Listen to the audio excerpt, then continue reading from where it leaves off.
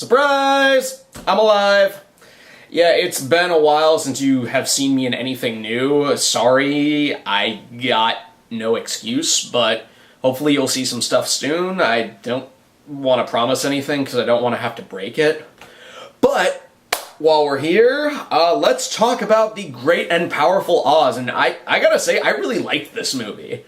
It felt, it was just a really good experience, and it really should have bothered me a lot more than it did, but the execution and just some little details made it really, really good.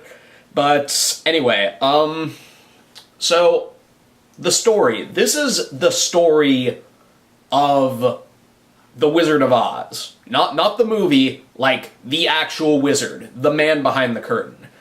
And, it's similar to Dorothy's story. He starts out in Kansas. I think there's a cameo from a younger Auntie Em in there, but I can't be entirely sure. But anyway, much like Dorothy, he gets trapped in a tornado and dropped off in Oz. When he's there, he's met up by a witch, and I'll get more into her later, but he's brought to the Emerald City as like, you have to kill this wicked witch, and you're the chosen one, you're the wizard. And he's like, well, I don't really think I'm up for killing anyone. It's like, well, that's too bad, because we got a mountain of gold and a kingdom for you to rule. And he's like, oh, yeah, no, I'm the wizard, and he goes off from there. Now, the thing I really like about it is, one of the things at least, is that much like the old Wizard of Oz, it starts out in black and white, and it goes into Technicolor, but this takes it a little further. I mean, it goes from black and white to color. It also goes from standard screen to widescreen. I thought that was really, really clever when they did that. That's one thing I'll give this movie. It's clever. It's directed by Sam Raimi, who did the Evil Dead movies and the Spider-Man trilogy. This is definitely a step up from Spider-Man, which I liked. I don't think it's his best work. I think it's kind of... Well, you know what? I don't want to say campy, because this is kind of campy too, in a way. But we'll get to that in a bit. What I really like about this movie is that it's basically the Wizard of Oz in reverse. And now hear me out on this one. He starts in the hot air balloon. He arrives in the Emerald City, and then his journey takes him from the Emerald City to Glinda the Good and the start of the Yellow Brick Road. And actually, in a weird way, he sort of meets his companions in the reverse order. Like, there's a talking flying monkey played by Zach Braff, and trust me, it's a lot better than it sounds, okay? But I guess he's kind of a stand-in for the Cowardly Lion in a way, because, he is a toady. He's a little, kind of nervous wreck. Also, quite funny comic relief. And then he meets the China Girl, who is sort of a stand-in for the Tin Man in that, she's made of an artificial... She's an inanimate creature, basically. And she needs help from a modern substance to walk again. I thought she was one of the best characters. Like, every scene she was in, I was completely invested in. I don't know if the China people, or Chinatown, as it were, which I actually thought was kind of clever when the pun clicked in my head. I don't know if that was in the original Oz books, but I actually don't know if that matters, because, like, I've never read the Oz books, and I don't know if Sam Raimi has read the Oz books. I don't even know if many people have read the Oz books. And I heard someone on Facebook complaining that there were some discrepancies with the Oz source material. I don't care. But anyway, so let's go through this a bit now. The acting it's kind of hokey, but it's hokey in all the right ways. Like, this is sort of a weird... It is very much a weird fairy tale in the same sense that the original Wizard of Oz was sort of a fairy tale. You know, maybe I'm using the term fairy tale wrong. You know what? Sue me. Get in line. James Franco as Oz is a great casting choice. He's got the look of a con artist. They gave him the mustache of a con artist. He's just really, really great. He looks like one of those old-timey magicians, and he sells the part. Zach Braff is pretty funny. I kind of get what people like the Nostalgia Critic says when they say that in a celebrity guest voice, you can hear them in the recording booth, and I could hear that, but, he's good as he needs to be. And I forget who plays Glinda, but I think she was Leonardo DiCaprio's wife in Shutter Island. Don't quote me on that, but she was also very good. She was very Glinda-y, basically. Though she looks like my friend Anthony's wife, so that always weirds me out when I see her. Or maybe there's just a platoon of clones of her if she's not the wife from Shutter Island. But yeah, I guess should probably talk about a bit of the spoiler territory. So it starts off like a typical Chosen One story. Like, the Good Witch comes and says that you're destined to, defeat the Wicked Witch. And, so, bit of a twist. These are not the Good Witches that have found Oz first. These are the Wicked Witches who are trying to get him to rub out Glinda. And that was clever. It looks like Mia Kunis is going to be the love interest for a bit, but that gets twisted around completely. And also, something else, fans of the Nostalgia Critic knows there's a trope he dislikes that he calls the liar revealed, which is when someone's been basically playing a con this whole time, and then all of a sudden it's revealed, no, they're not this person. I'm trying to think of a good one. They did it in Wedding Crashers when it's revealed, that Vince Vaughn and Owen Wilson. Yeah, Owen Wilson leaves that little of an impression on me that I can't tell him apart from his brother sometimes. They're not the stand-up guys. They're a bunch of Wedding Crashers. And it's stuff like that where a good part of the final third of the movie is dedicated to them moping and coming to a huge realization and, getting back together with the people they care about. And, it's all resolved and we know how it ends. But this looks like it's setting up for that. Doesn't do it, because in the beginning of the third act, when Glinda's presenting him to the Munchkins and all them, he's like, I'm not actually a wizard, and she's like, yeah, I know, you're a con artist, you're a lying son of a bitch, and he's like, oh, well, that's okay then, and completely goes over that whole third act breakup thing or whatever you want to call it, but that I thought was clever, but I think I'm going to get to the part that I like the most. And so, I mentioned Mia Kunis before, or Mila Kunis, oh god, I always mispronounce her name, but she starts out, she's pronouncing that she's the Good Witch, and, she looks like she's going to be a love interest. Hell, Oz even seduces her a bit and says that she's going to be his queen, but her sister, who is just wicked beyond all wicked, plays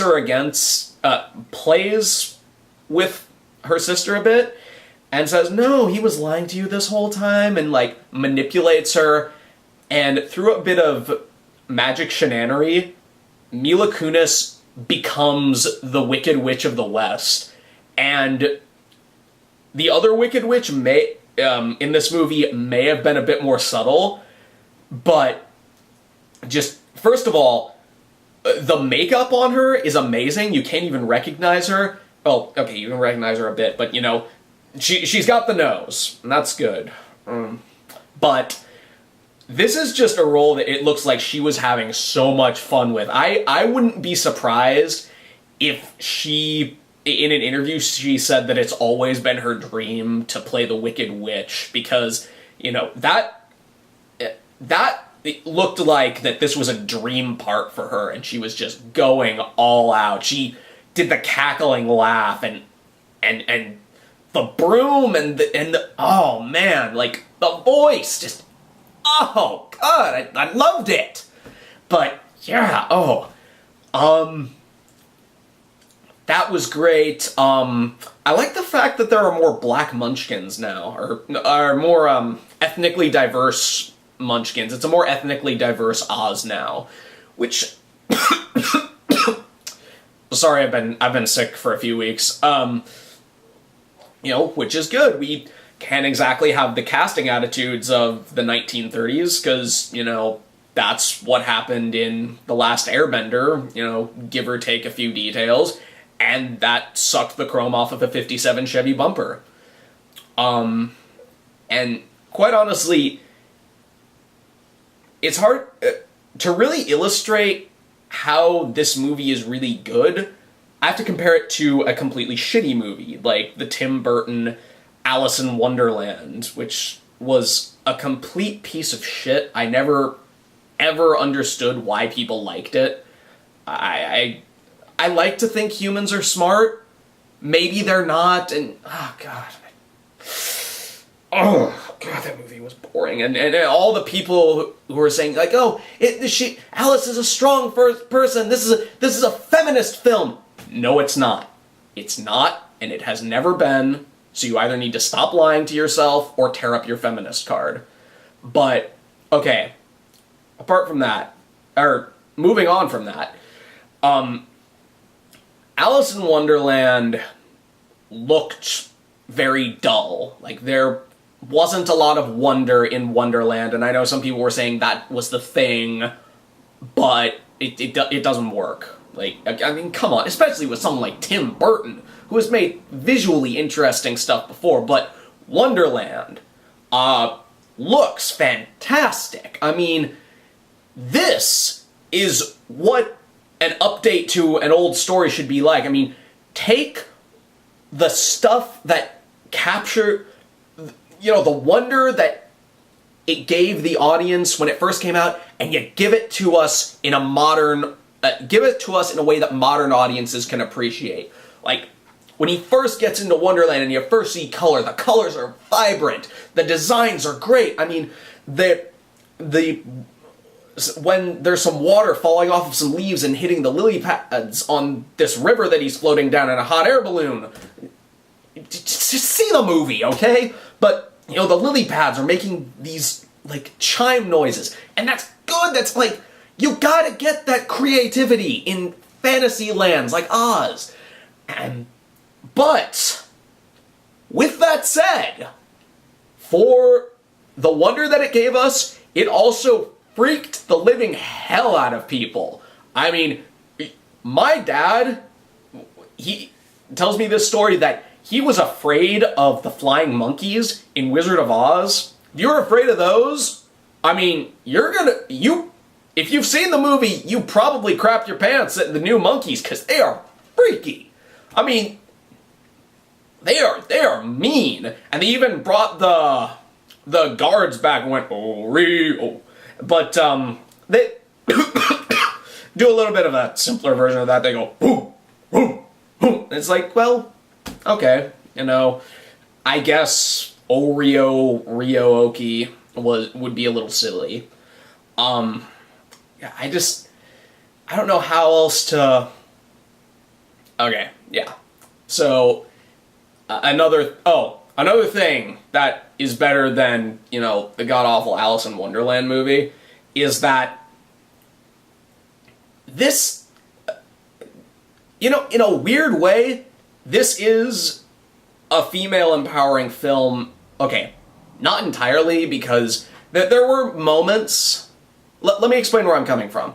Okay, like, there are moments that should be considered sexist if handled by poorer hands. Like, there's a part where Glinda gets captured and she's the damsel in distress in chains, and, I can see how some people would be upset with stuff like that, but they do it a lot better here, where it's actually a lot more women empowering. And let make you understand where I'm coming from. I just started watching a show called I think it was Tropes versus Women or something like that, basically looking at how different fictional tropes affect women and stuff like that in video games. And the episode I saw, they were talking about the damsel in distress and how it does sort of objectify women because it basically robs them of any ability to act on their situation. They become an object that's sought after. Whereas in a video game, if a man is trapped, he uses his ingenuity or something like that to get out, or some way. And in this movie, they sort of do it. Glinda's trapped, and the China girl gives her wand, and she frees herself. I mean, she's not... it makes sense that she can't break out on her, as is, because, she needs her wand. Give her the wand, she has the power. He-Man. But also, you get to see the Glinda fight the Wicked Witch of the East, and I thought that was quite good. I think Glinda was a bit weepy, but I don't see the harm in that too much. I mean, she is a good witch, and she is forced to do somewhat violence. She's still competent. She still can hold her own. She didn't need a man to save her. And that is why this is so much more of a feminist film than Alice in Wonderland, where the director had some weird, creepy obsession of getting Alice out of her clothes. Ugh. God, why was that made? But yeah, I can't recommend this enough, and I'm going to spoil a bit of the ending, but not too much. So the wizard, he doesn't grab any magical sword. Oh, yes, okay. No, I'm still on topic. This is another thing that is better than fucking Alice in Wonderland. So, Alice comes into Wonderland, and she's destined to grab a sword and chop off the head of the Jabberwock. Any reason anyone else can do it? No, Alice is just the chosen one. No, no logic, no nothing. But Oz comes in, or Oscar as he's called, and he's destined to bring down the Wicked Witches and free Oz. And he doesn't have any magical sword or anything. He takes the resources he has, and he wins it with magician's parlor tricks. Like, sleight of hand. He's a magician, so he uses his magician skills to, create the illusion of this huge army. Like, he has, some Ozians, I mean, they're not all munchkins, but he has people build scarecrows to make it seem like there's an entire army. He uses the poppy field against against the Wicked Witch's soldiers. And you know what? Just the greatest thing that I didn't even know I was waiting for, using a film projector and, Thomas Edisonian inventions and stuff like that, he creates the floating head, and it's amazing. As a film person, my heart melted, and that was just so amazing, seeing these little, like, the power of illusion used like that. So, all in all, one more thing, I swear this is going to be the last thing. I thought it was very clever that before Mila Kunis went green, I thought it was really clever that whenever she cried, her tears burned her a bit. I like that a lot. So, yeah, that's my biological alarm clock telling me that it's good to stop now. So, this is a great prequel to The Wizard of Oz. I wish it could have shown where the wizard went after Dorothy, did destroy the witch, and he took her hot air balloon. But whatever. That's not the story. Dorothy doesn't appear. She's not gonna appear for a while. And I hope this is a standalone movie. I hope they don't make this into a franchise, because we already have a Wizard of Oz. We already have that movie. This is The Great and Powerful Oz. And all I gotta say is, it is amazing. Very much mind the man behind the curtain.